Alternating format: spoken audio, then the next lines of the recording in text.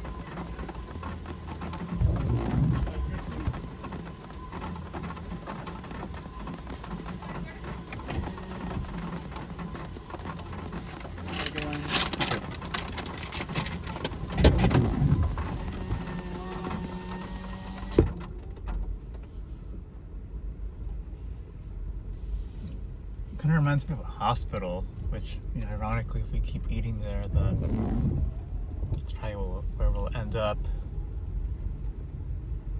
So now we're gonna head back up the coast.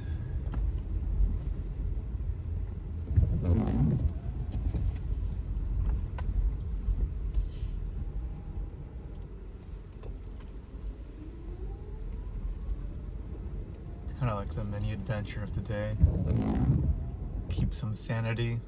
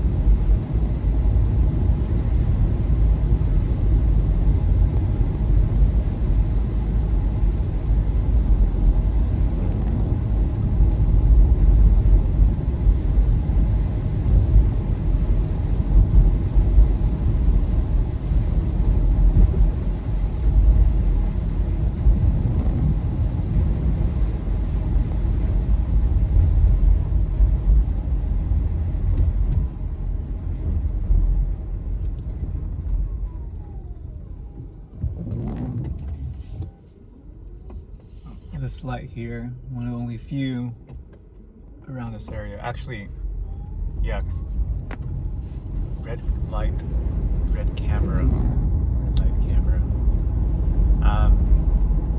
Yeah, because they're pretty much like, and I don't know, I wouldn't even call it banned, but not used anymore in pretty much all of the city of San Diego. But Del Mar still uses them, so Del Mar uses them. And Solana Beach, that's one of them right there.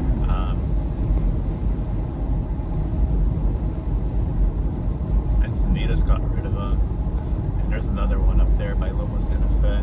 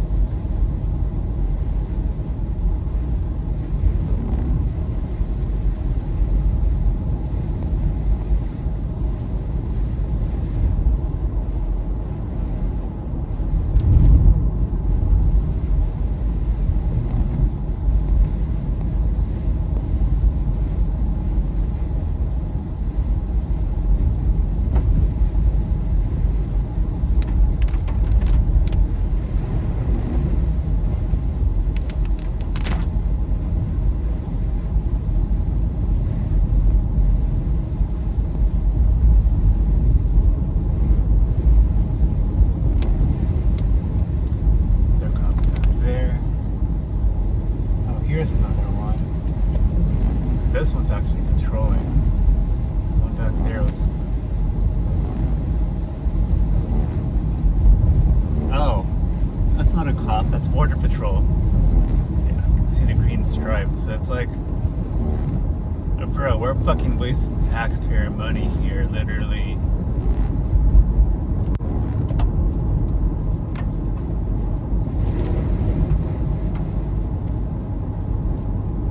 Like, I don't know if you've noticed this, like, and probably in your own city, you know, you drive around, walk around, you know, like, do some increased, you know, spending. You know, it's like, even though California is kind of, it's a very weird situation. If the president raises law enforcement, then to keep the government out, you actually have to raise law enforcement. It's kind of a weird thing, you know. And that's kind of how I try to think of it, like, but in a weird way. And see, that's the weird situation with the governor in California versus the president in the U.S.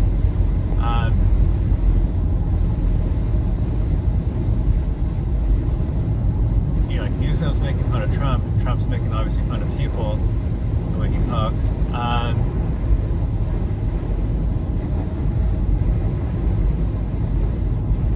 But they're pretty much playing the same game when you really think about it.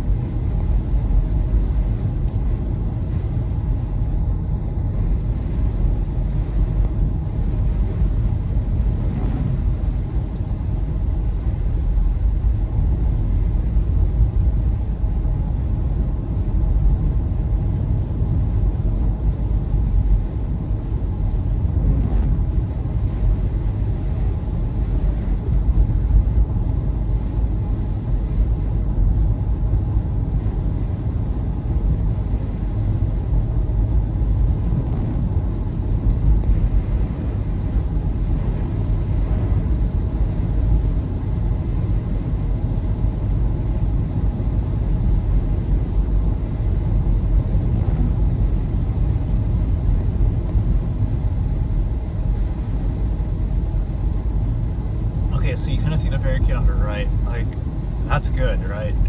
Definitely good. But here's where they fucked up.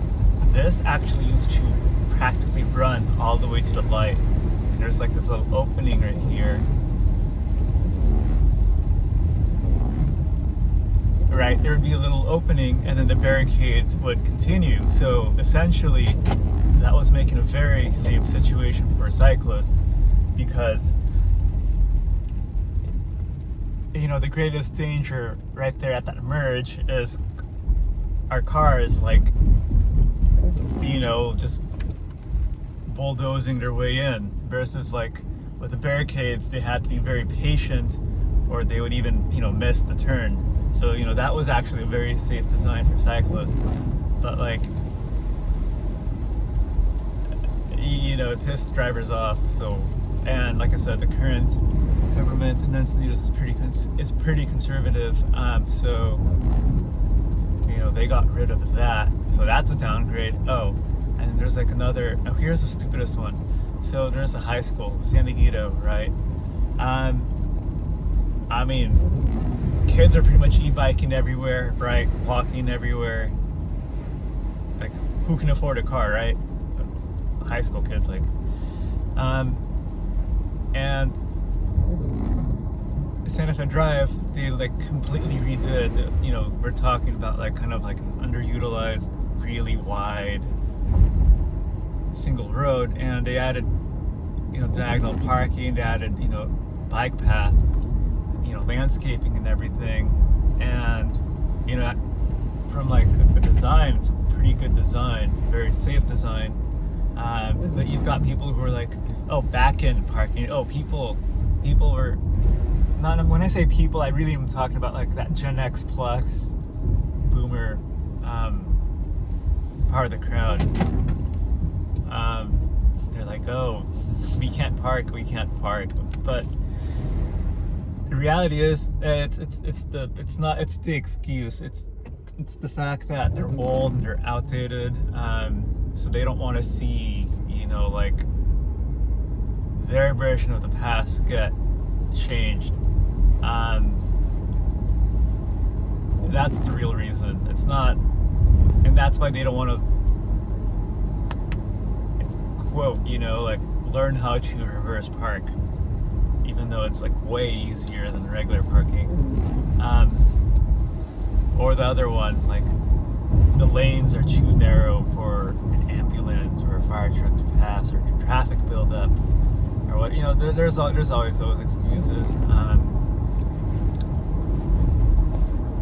Yeah, like the idea was for the intersection to itself to have, you know, bulb outs, which would make it extremely safe. You know, literally choking the traffic at the intersection. But you know, they don't want to install those, even though those are pretty much like the final finishing touches.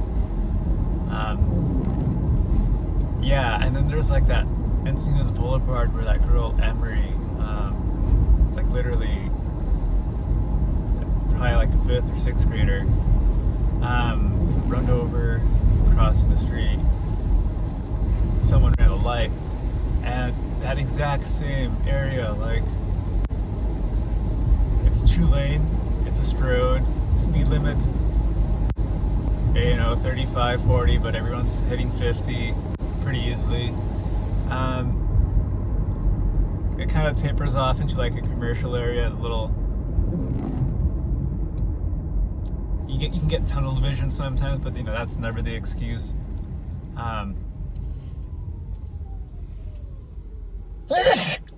But yeah, like,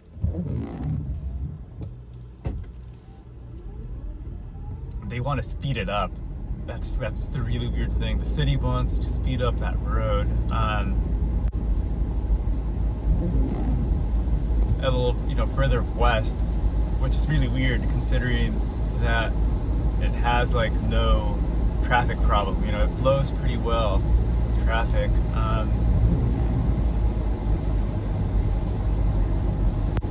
If anything, we should actually be slowing down traffic to kind of reduce that domino effect, you know, traffic jam buildup. Yeah, because that's always the thing. Like, if they lane dieted that area, I mean, it's not just safer for the bikes; it also is safer for the pedestrians. Because, like, the cars would have gone slower, and the road looks tighter, than just people just slow down without even thinking about it. So, oh, and this other dude got killed there too. Just literally like a minute down the road. Hispanic, probably like in his 40s, if I remember correctly. That was even earlier. I forget his name. Bicycle. Grandma trying to apex the corner. The bike lane itself, poorly maintained. You look at it, there's tree roots on the ground. They're kind of, fucking up the bike path. Not even a bike path, bike lane. Okay, well, the natural tendency is to avoid that kind of stuff. So that's just my theory. That's my working theory. I actually, I'm interested in seeing how these, trying to kind of reverse engineer these, little traffic scenarios, collisions, just to kind of, if they're close by, And that's kind of what I noticed. Like, if you work out the math and you work out the physics, it kind of lines up. The dude was, obviously trying not to hit a tree root, veers to the left. The grandma's trying to apex at the same time. They still kind of have that, like, oh, why are these bike lanes so wide type mentality. So, they're not even just apexing, they're like, most likely cutting into bike path itself or very close to it. So, those two things line up at the same time and boom, but fatality. And that was last year, kind of around December, because I remember Christmas lights. I follow a lot of that stuff.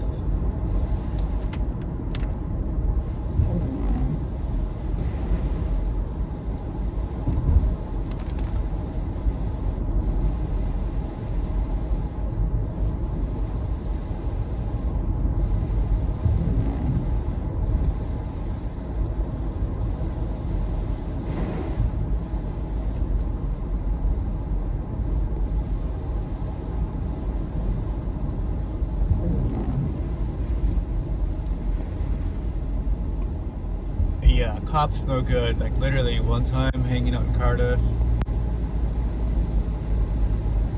one of the people called on me, just kind of annoyed, because like I like setting up my spot.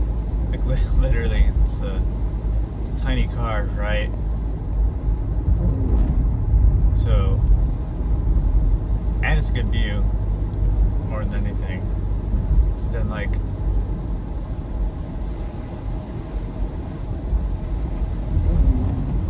cops don't like being questioned. That's like, if you want to know anything about them, it's that they don't like being questioned. That's the only reason they become cops, for the most part, at least here in the U.S. They want that authority. So when you question them, or you answer their question, if at all. Oh, there we go. There's 1, 2, 3.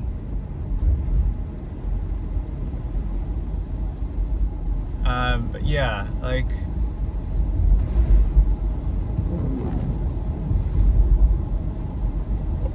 or you answer their question in such, like, precise and overwhelming amounts of detail to where, like, that's the other thing I did. Yeah, like, yeah, I don't like the CBP either. Okay, this person in front of us is drunk. I can already tell. Oh yeah, veered to the left, and now they're speeding up all of a sudden. So it's like a really weird thing. It's like, the easiest way to tell a drunk driver, it's kind of by like the lack of cohesiveness. Like, they might go to the left, then to the right, and see, that's what I mean. So see how the person kind of started going to the left and then braked rather than braked and then go at the same time. So it's like they don't do the synchronizing their left and right, their steering wheel and their acceleration and deceleration movements. Like, they can't synchronize that very well. So that's kind of why you end up with the overcorrection. So kind of think of like, you're actually, that kind of makes sense too. Think of like webcam, right? You're like streaming on the internet, for example, and you're watching your stream too as it happens. So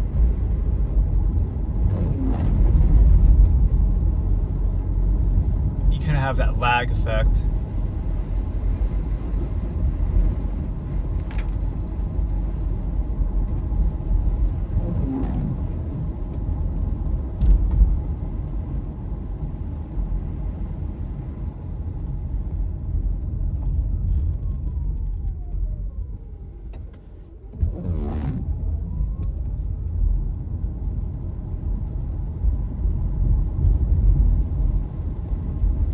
So that's kind of what I think about, like a drunk person when they're driving. That's kind of the same effect I've noticed, kind of like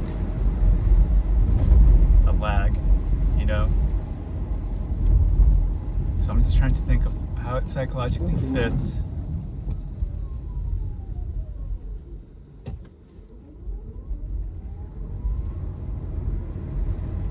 I don't know, some psychology person. Actually, I'll probably just look it up on ChatGPT later.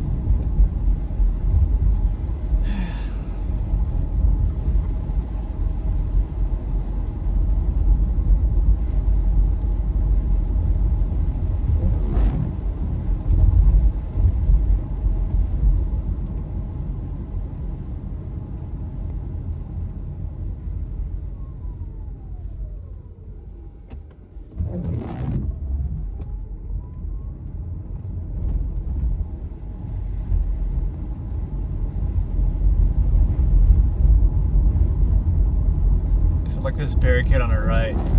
I mean, you've already seen it in the shorts a bit. Yeah, they put it up like a few months ago, and like it's already missing chunks from like people just running into it.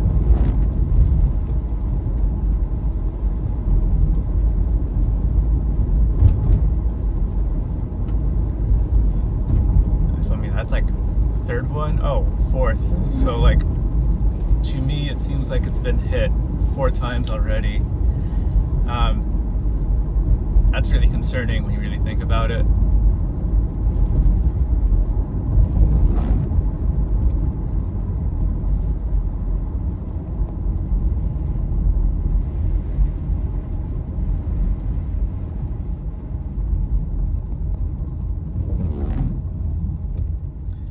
The one thing I do kind of like about Gen Z, I guess, would be the driving. Like, the current person behind me, if I were to guess, they're probably millennials, just kind of based on their driving.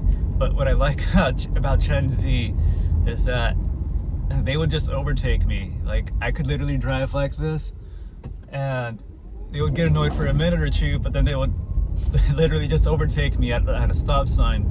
So, like, that is something I do like about, that age group.